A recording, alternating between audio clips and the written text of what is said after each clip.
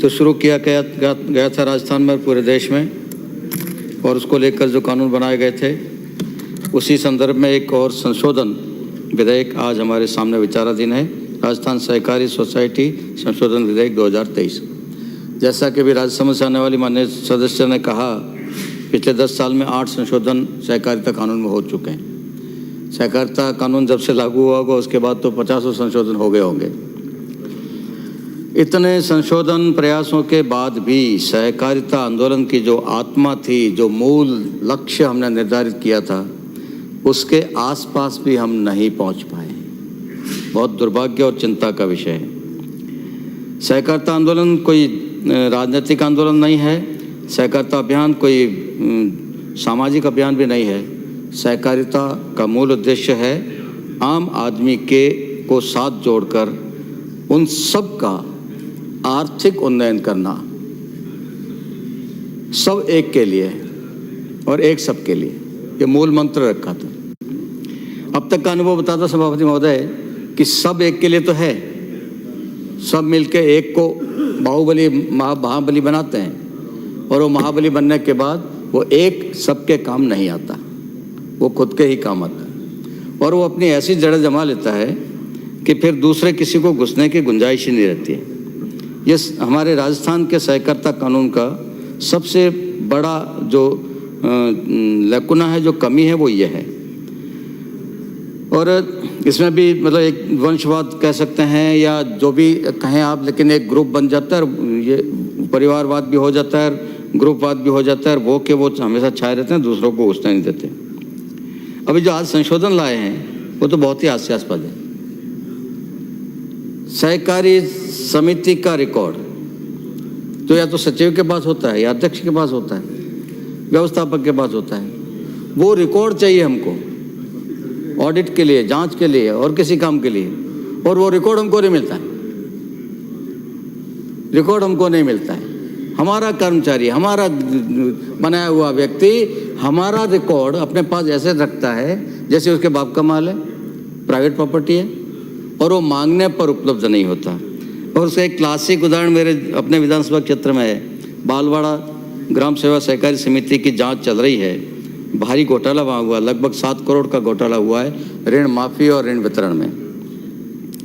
उसकी जांच चल रही है। उस व्यवस्थापक को सस्पेंड कर दिया आपने, रिकॉर्ड आज तक नहीं आया, और आया है तो आधा अधूरा आया है, पूरा नहीं आया। तो ये हमारे इस सिस्टम की सहकारिता कानून, सहकारिता व्यवस्था, उस सब की सबसे बड़ी कमजोरी है कि हम हमारी चीज़ हमारे पास जब चाहिए तब नहीं ला सकते।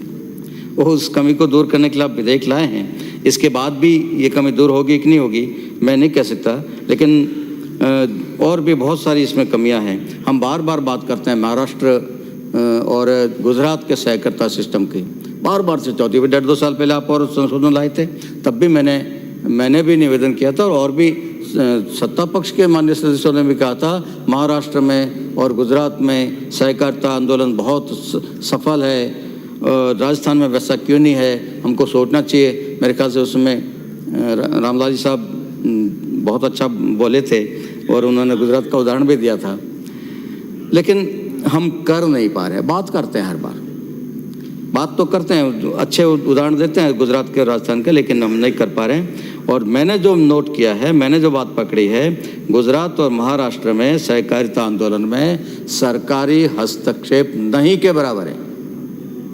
वहाँ प्रशासक नहीं लगते, वहाँ के बोर्ड भंग नहीं होते, वहाँ का एमडी सरकार नहीं लगाती, वहाँ का सेक्रेटरी सरकार नहीं लगाती, वहाँ का चेयरमैन वो सदस्यों में से निकल के आता है, सरकार नहीं बनाती उसको।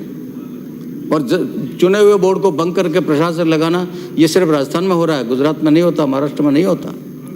और सरकारी हस्तक्षेप नहीं होने के कारण वहाँ का सहकारिता आंदोलन काफ़ी हद तक सफल है, एकदम पूर्ण सफल है, अपन भले नहीं कहें, लेकिन काफ़ी हद तक सफल है। और सरकारी हस्तक्षेप का खराब से खराब उदाहरण मैं आपके सामने पेश करना चाह रहा हूँ। जालौर की धरती पर एक ऑयल मिल लगी थी, बहुत एम्बिशियस प्लान था। राजस्थान में 5 ऑयल मिल लगी थी, एक कोटा में भी थी, एक इधर उदयपुर के पास में भी थी, फतेहगढ़ में, फतेहनगर, उधर एक गंगानगर में थी। 5 लगी थी, 5 की 5 बंद हो गई। जालोर के सबसे पहले बंद हुई, और सिर्फ इसलिए बंद हुई माननीय सभापति महोदय कि उस सरकारी अधिकारी उसमें एमडी लगते थे, एमडी और दूसरे कुछ अधिकारी सरकारी अधिकारी लगते थे, और वो उन लोगों ने जो उसमें जो भ्रष्टाचार किया, जो प्लांट खरीदा गया वो प्लांट इतना डिफेक्टिव था कि अपने पूरी ताकत लगाने के बाद भी अपनी कैपेसिटी का 60% से ज़्यादा प्रोडक्शन दे ही नहीं सकता था। जब तक वो प्लांट चला, जालोर जिले के किसानों को अपना सरसों बेचने के लिए कहीं जाने की जरूरत नहीं पड़ी। गांव-गांव में समितियां बनी थी, वो समितियां अपने गांव में खेत से ला के खरीदती थी और उस ऑयल मिल तक पहुंचाती थी, और फिर उनको अच्छा पैसा मिल रहा था।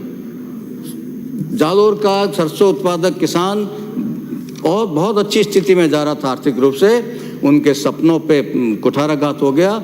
वो ऑयल मिल बंद हो गई क्योंकि वो अपनी पूर्ण क्षमता से काम कर ही नहीं सकती थी, और फिर भ्रष्टाचार और जो हुआ, सारे जो अधिकारी उसमें लगा, जो अधिकारी लगा, आईएएस लगा, चाहे आरएएस लगा, चाहे और कोई लगा, जो भी लगा, सिवाय भ्रष्टाचार के उसने कुछ नहीं किया। वो ऑयल मिल बर्बाद हो गई, उस अफसर का घर आबाद हो गया। ये एक सबसे स्पष्ट जी समाप्त तो हो ही रहा है कर्तव्य विभाग, आंदोलन समाप्त हो रहा है। तो मैं निवेदन ये करना चाहता हूँ, 2 मिनट और लूँगा। तो ये सब, इन सब बातों पर हमको ध्यान देना चाहिए और इस पूरे कानून को नए सिरे से ड्राफ्ट करना चाहिए और पूरा अध्ययन करने के बाद करना चाहिए। और अभी जो ये ऋण माफ़ी जो हुई थी उसमें भी भारी भ्रष्टाचार हुआ है, और सिर्फ सोसाइटियों तक ही हुआ ऋण माफ़ी का, बैंकों में तो हुआ ही नहीं, लेकिन सोसाइटियों में भी जिनको नहीं होना था उनका हो गया, जो मर गया आदमी उसका हो गया, जिंदा है उसका नहीं हुआ, ये सारा हुआ है। वो सारा प्रमाण सहित रिकॉर्ड पे ला चुके हम। बालवाड़ा में क्या हुआ है, अपने उधर जालोर जिले के 6-7 सोसाइटियों में ऐसा हुआ है, और उस सब के पुनासा में हुआ है। उस सब के बाद भी, तथ्य सामने आने के बाद भी हम उसमें कुछ नहीं कर पा रहे हैं और अपराधियों को सजा नहीं दे पा रहे हैं। इस राजस्थान के सहकारिता संस्थान सिस्टम का सबसे बड़ा खराब पहलू यह है कि यहाँ घोटाला करना बहुत आसान है और घोटाला करने वाले को पकड़ना बहुत मुश्किल, सजा देना तो और मुश्किल। इस कमी को कैसे दूर करें, उस पर हमको सबको चिंतन करना चाहिए और विचार करना चाहिए। राजस्थान जालोर जिले में केवल जालोर जिले में 2000 किसान आज भी ऐसे हैं, 2000 से ज़्यादा, जिनका ऋण माफ़ होना चाहिए था 2019 में, और सोसाइटी से ब्रांच लेवल पे चला गया और ब्रांच लेवल से हेड ऑफिस लेवल पे नहीं गया, और वो अधूर जुल्म में लटक रहे हैं। न तो वो ऋण माफ़ हुआ है, न वो ऋण उनको वो भरना है कि ये कहा जा रहा है, और उसके कारण से उनको नया ऋण मिलना बंद हो गया है। और ये सारी परिस्थितियाँ जो निर्माण हुई है वो इस कानून की लचर स्थिति के कारण, कमज़ोर कानून के कारण ये हुआ है, कमज़ोर प्रक्रिया के कारण ये हुआ है। इस कानून को और सख्त करने की आवश्यकता है। इस छोटे मोटे संशोधन से काम नहीं चलेगा मंत्री महोदय, और सरकार इसमें ध्यान देकर और विस्तार से अध्ययन करने के बाद कोई बड़ा संशोधन लाए तो ज़्यादा अच्छा रहेगा। इसलिए मैं निवेदन करता हूँ इस कानून को, इस विधेयक को जनमत जानने के लिए परिचालित किया जाना चाहिए और वापस लाना चाहिए। श्री गिरधारी लाल।